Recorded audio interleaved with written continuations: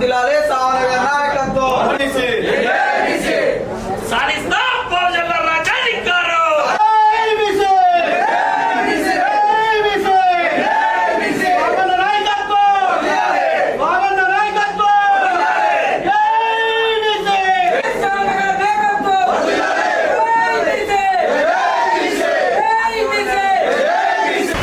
ఇక్కడికి వచ్చేసిన బీసీ సంఘం రాష్ట్ర నాయకులకు, మండల స్థాయి అధ్యక్షులకు, అదేవిధంగా జిల్లా స్థాయి అధ్యక్షులకు, గ్రామశాఖ అధ్యక్షులకు, మా కార్యకర్తలు అభిమానుల కోరిక మేరకు, అదేవిధంగా గత 25 సంవత్సరాలుగా ఏ పార్టీ ప్రలోభాలకు లొంగకుండా బహుజనుల రాజ్యాధికారమే అంతిమ లక్ష్యంగా జీవిస్తున్న మన బీసీ సంక్షేమ సంఘం జాతీయ అధ్యక్షులు జాదుల సీనన్న గారి ఆధ్వర్యంలో రేపు వచ్చే ఎన్నికల్లో నల్లగొండ గడ్డ నుండి నేను పోటీ చేస్తున్నానని ఈ సందర్భంగా తెలియజేస్తున్నాను. నల్లగొండ నుండి ఏ బీసీ నాయకుడు నిలబడ్డా పార్టీలకు అతీతంగా, జెండాలకు అతీతంగా నాకు పూర్తి మద్దతు ఉంటుందని చెప్పాను. కానీ ఇప్పుడు నల్లగొండ బీసీ నాయకుల పరిస్థితి చూసుకుంటే ప్రతి ఒక్కరూ కూడా పార్టీ అధిష్టానం మేరకు వాళ్ళ ఆదేశాల మేరకే పనిచేస్తున్నారు, సొంత నిర్ణయాలు తీసుకోవట్లేదు. నాకంటూ ఏ అధిష్టానం లేదు.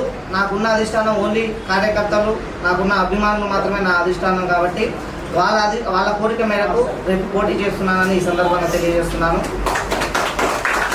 అదేవిధంగా ఏ పార్టీ వాళ్ళు కానీ, ఏ వ్యక్తిగతంగా కానీ నాకు ఎన్ని ఆశలు చూపించినా నేను లొంగే వ్యక్తిని కాదు. ఎందుకంటే నాకంటూ ఒక ఆశయం ఉంది. సామాజిక న్యాయం, సంపన్న కులాలకు రాజ్యాధికారం.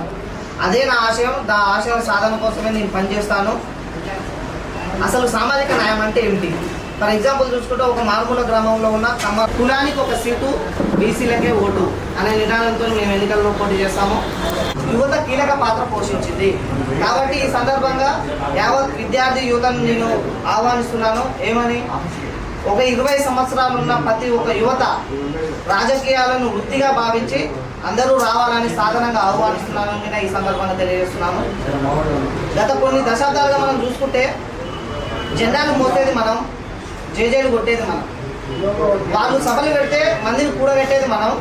కానీ వాళ్ళు మాత్రం వేదికెక్కి మైకు పట్టి పోజు కొట్టి బిల్డప్లు చేసేది వాళ్ళు.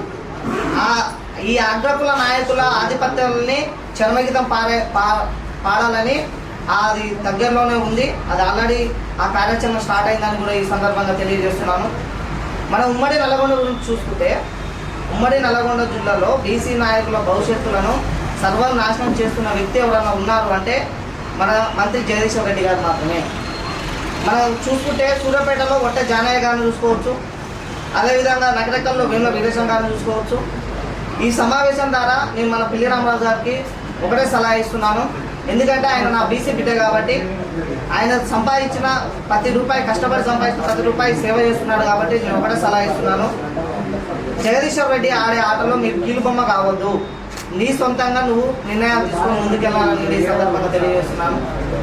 అదేవిధంగా గతంలో 20 సంవత్సరాలు పరిపాలించిన కొమ్మరెడ్డి వెంకటరెడ్డి గారు కానివ్వండి, 4.5 సంవత్సరాలుగా పరిపాలించిన కంచెల భూపాల్ రెడ్డి గారు కానివ్వండి, వీళ్ళిద్దరూ కూడా మన నియోజకవర్గ వాస్తవులు కాదు, వలస వచ్చిన నాయకులు. కాబట్టి మా నినాదం రేపు ఎన్నికల్లో ఒకటే ఉంటుంది. వలస నాయకులు వద్దురా, సొంత నాయకులే ముద్దురా. వలస వచ్చిన నాయకులనే మీరు అలా చూసుకుంటారు. వాళ్ళకి ఎంతసేపు ఉన్నా మన నియోజకవర్గం మీద ప్రేమ అనేది తక్కువ ఉంటుంది. అంటే సవితి తల్ల ప్రేమ మాత్రమే చూపించగలుగుతారు, కానీ కన్నతల్లి ప్రేమని ఎప్పటికీ చూపించలేరు. కాబట్టి మన బీసీ బిడ్డగా నేను వస్తున్నా కాబట్టి ఇక్కడ మీ బిడ్డని కాబట్టి మీరు గెలిపించాలని నేను ఈ సందర్భంగా కోరుకుంటున్నాను. అదేవిధంగా నేను అగ్రకుల నాయకులకు ఒక సవాల్ ఇస్తున్నాను. రేపు వచ్చే ఎన్నికల్లో మీరు ఒక్క రూపాయి ఖర్చు పెట్టకుండా బరిలోకి రండి. నేను రూపాయి ఖర్చు పెట్టకుండా బీరు సీసాలు, బిర్యానీ ప్యాకెట్ లేకుండా నేను వస్తాను. దమ్ముంటే చూసుకుందాం. అదేవిధంగా నేను నా కార్యకర్తలకు ఒకటే హామీస్తున్నాను. అధికారం ఎవరబ్బా సొత్తు కాదు. మా రోజు వీరని చెప్పినట్టు ఏదో ఓ రోజు మా రోజు రాకపోదు అన్నట్టు మన రోజు వచ్చే దగ్గరలోనే ఉంది. ఎవరు అదైనా పడాల్సిన అవసరం లేదు అని ఈ సందర్భంగా తెలియజేస్తున్నాను. ఉద్దేశంతోనే నేను ఒక లిఖిత్ ఫౌండేషన్ అనే సంస్థను స్థాపించి ఎన్నో సేవా కార్యక్రమాలు చేస్తున్నాను. ఒక సామాన్యుడిగా ఉండి ఒక ఫౌండేషన్ స్థాపించి ఇన్ని కార్యక్రమాలు చేస్తున్నా అంటే మీరు ఆశీర్వదించి నన్ను అసెంబ్లీకి పంపిస్తే ఇంతకు 1000 రెట్లు నేను మీకు సేవ చేస్తాను. ఒక నాయకుడిగా కాకుండా ఒక సేవకుడిగా పనిచేస్తానని కూడా ఈ సందర్భంగా తెలియజేస్తున్నాను. రేపు వచ్చే ఎన్నికల్లో నల్లగొండ నుండి మొట్టమొదటి బీసీ అభ్యర్థిగా నన్ను అసెంబ్లీకి పంపిస్తారనే పూర్తి నమ్మకం నాకుంది. అదేవిధంగా మీరు నమ్మకాన్ని ఒమ్ము చేయకుండా నన్ను గెలిపిస్తారని కోరుకుంటూ సెలవు తీసుకుంటున్నాను.